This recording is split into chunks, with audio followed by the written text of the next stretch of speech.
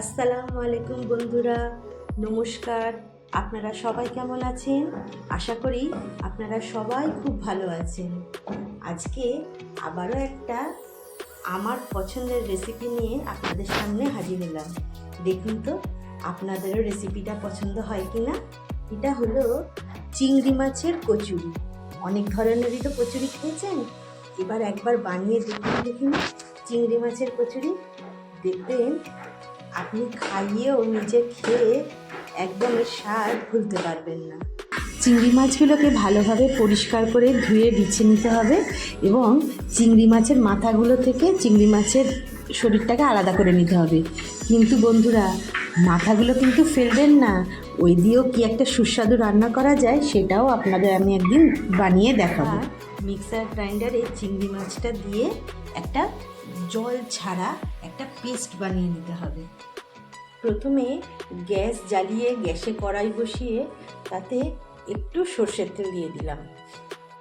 এবার তেল যখন গরম হয়ে আসবে তখন ওর মধ্যে দুটো কুচনো পেঁয়াজ দিয়ে দিলাম। পেঁয়াজগুলো একটু ছোট করে কুচোতে হবে। ওই কুচনো পেঁয়াজের মধ্যে একটু লঙ্কার কুচি দিয়ে দিলাম। এবার একটু পরিমাণ মতন হলুদ গুঁড়ো এবং পরিমাণ মতন লাল লঙ্কার গুঁড়ো দিয়ে দিলাম। পেঁয়াজটাকে হালকা গোল্ডেন ব্রাউন করে ভাজতে হবে। আর ঝালটাও আপনারা যে যেমন খান সেই অনুযায়ী দেবেন।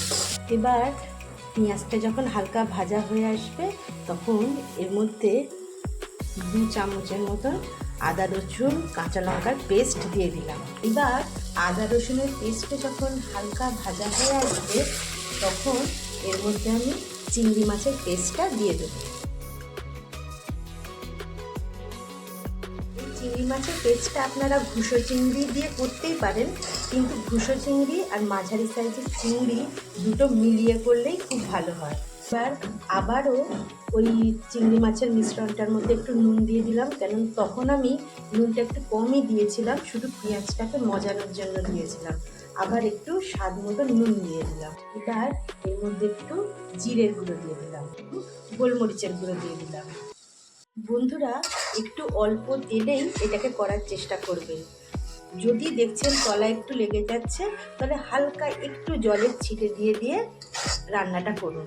আবার চিংড়ি মাছ দিলে পর জল ছাড়বে, অসুবিধা হবে না, তখন আর জল দেওয়ার প্রয়োজন নেই। এবার একটু স্বাদ অনুযায়ী স্বাদ আনার জন্য একটু অল্প চিনি দিয়ে দিলাম। দেখুন বন্ধুরা, চিংড়ি মাছের পুরটা শুকিয়ে পুরো একদম ঝুরঝুরে হয়ে আসছে। এই সময় একটা সিদ্ধ আলু এর মধ্যে দিয়ে দিন। তো আলু এইভাবে চটকে এই পুরটার মধ্যে দিয়ে দিন।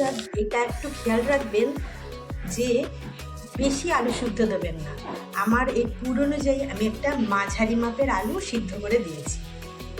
আলুটা দেওয়ার পর পুরো মাখা মাখা হয়ে আসবে যখন মিশ্রণটা, তখন এবার এর মধ্যে ধনেপাতা কুচিটা দিয়ে বেশিক্ষণ নাড়াচাড়া না করে এবার মিশ্রণটা দিয়ে নামিয়ে একটা পাত্রে ঠান্ডা হতে দেবো। বন্ধুরা, আমি আগে থেকেই ময়দায় একটু নুন, চিনি, সাদা তেল ময়ান দিয়ে খুব ভালোভাবে মেখে রেখে দিয়েছিলাম। এবার এর থেকে লেচি কেটে নেব। পুরটা খুব ভালোভাবে ঠান্ডা হয়ে গেলে ময়দার লেচিগুলোর মধ্যে পুরটাকে ভরে দিতে হবে।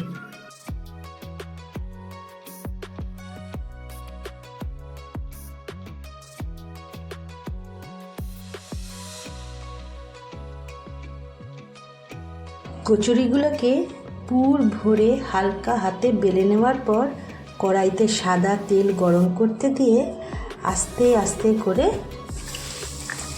কড়াইয়ে দিয়ে সুন্দর করে গোল্ডেন ব্রাউন করে ভেজে নিতে হবে।